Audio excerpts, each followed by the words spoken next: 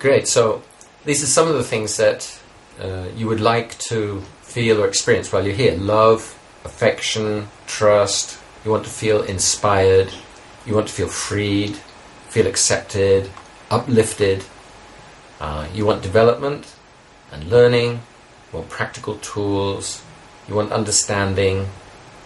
It's okay to taking a risk, and it's okay to make mistakes. These are some of the things that you would like to experience in the course of this seminar workshop.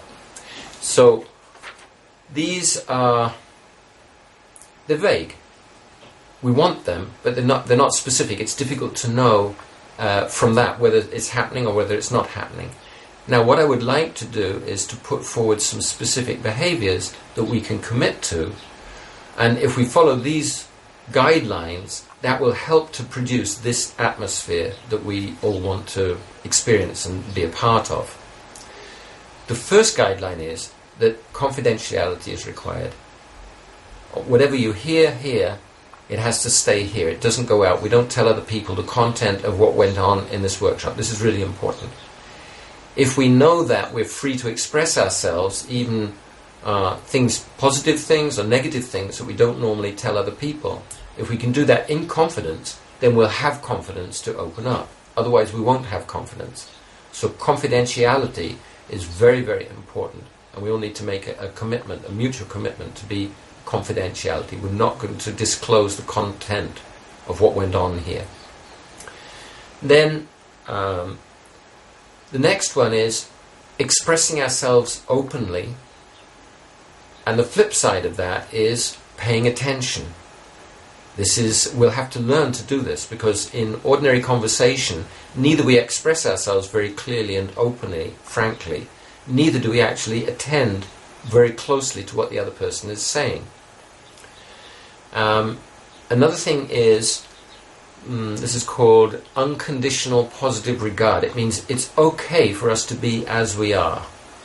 With this, we want to be accepted, not being judged, not being told, well, that's not good, or that is good even. But unconditional positive regard, that how we are, how we've come, it's okay to be the kind of people that we are.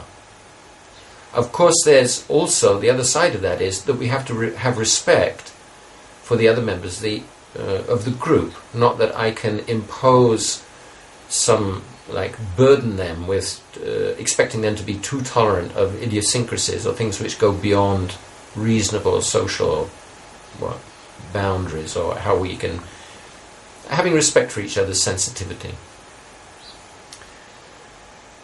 In workshops like this, quite often, or generally, people will disclose things about themselves and immediately think, oh, I know how I can fix that. I know what you need. We're going to let go of that. There's a saying, let go and let God. Actually, we'll welcome in a healing divine presence in the group, and that will work through all of us and through the group as a whole. If we start healing each other and fixing each other, it's going to be quite chaotic. So we just trust. At the end, we'll have a time when we can exchange, we can network, and we can pass on links, we can give advice, whatever. But during the course of the workshop, we're just going to let it go. People will disclose, and we'll refrain from telling them what they should be doing or what they shouldn't be doing.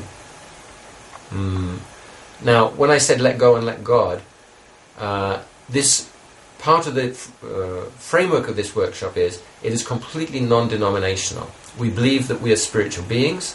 We believe that there's a divine spiritual basis for everything. We don't go beyond that. We don't try and identify any specific doctrinal characteristics. We don't say what the name is, what the quality is, what's going on up there, all these things. It's left open so that anyone can feel free, whatever for example, their religious persuasion, or if they don't have any religious persuasion. And politics also, we keep politics out. We're dealing in universal principles that anyone can accept. And another thing that's really important, we're going to have fun. We're going to enjoy ourselves. But we're not going to make jokes about each other, because jokes it's a subtle way of judging. So these are some of the guidelines, and I'll just put these up now. Confidentiality, expressing ourselves openly, paying real attention to others, and to ourselves, accepting unconditional positive regard, respect for each other, and not refraining from healing and fixing and advising. And also we're keeping politics and religion out of it.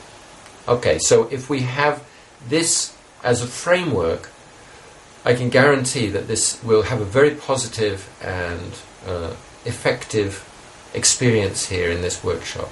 Great.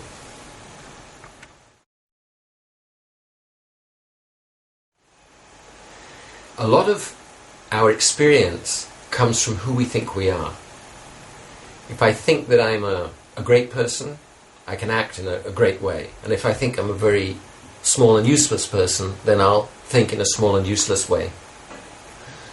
Part of this identity, what we think we are, has been we've put on ourselves, and part of it has been put on by other people. And a lot of that is caught up in the name, what name we have.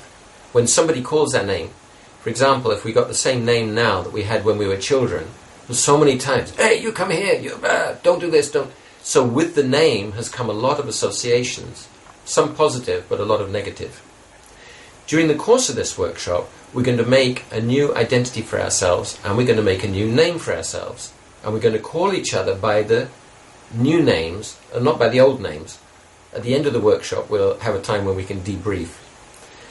So we're going to make new names for ourselves which express some positive quality, something which we want to put into the space and something we'll be happy to be known by. Like in one of the workshops that we did, somebody called themselves Darling. So everybody, whenever they addressed that person, said, "Oh, darling." It was really nice. So I'd like you to just think for a couple of minutes what your new name is going to be. Write it down on the label, put the label on, and then announce some good points about yourself. In conventional society, it's not really cool to say how good you are, to talk about the good points of yourself. So because of that, we tend to get a negative impression of what we're able to do and what we're allowed to do. In this workshop, we're going to step out of the box a bit. A lot of this workshop is about identifying boxes and stepping out of boxes. So we're going to step out of the box, and the first thing we're going to say is something positive about ourselves. Okay, so think what your new name is, put it on the label, give yourself the name, announce the name, and then say we'll go around and we'll all say some positive points that we really like about ourselves. Okay.